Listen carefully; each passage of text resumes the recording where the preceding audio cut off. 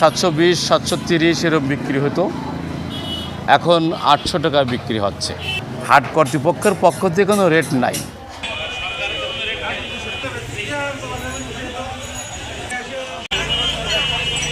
ঈদের পূর্বে দাম বেশি, কোথায় কোথায় দাম বেশি নিচ্ছে গোশের বাজারে বিশেষ করে, সেটাই আমি দেখতেই আসলাম। প্রতি ঈদের পরে হয় এরকম, সেই উদ্দেশ্যে আসলাম। তা আসলে কথাটা সত্যই পেলাম আর কি। জি, আমি বাজার মনিটরিং এসেছিলাম।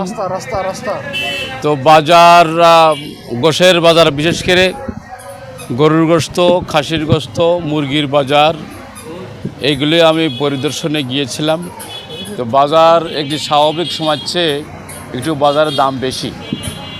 স্বাভাবিকভাবে কয়েকদিন, এক সপ্তাহ আগেও গরুর গোশ 720, 730 এরকম বিক্রি হতো, এখন 800 টাকা বিক্রি হচ্ছে।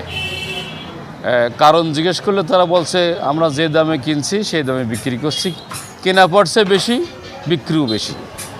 আর জিজ্ঞেস করলে সরকারি হয় বা হাট কর্তৃপক্ষ কোনো রেট দিয়েছে কিনা, রেট নাই। হাট কর্তৃপক্ষের পক্ষ থেকে কোনো রেট নাই। সুতরাং এরাই বাজার তারা বাড়াচ্ছে, কমাচ্ছে। এটা তো সরকারের পক্ষ, আমি দৃষ্টি আকর্ষণ করব সংশ্লিষ্ট কর্তৃপক্ষের একটা রেট নির্ধারণ করে দিলে ভালো হয়, জনগণ ভোগান্তির শিকার হয় না, বাজারটাও নিয়ন্ত্রণ থাকে।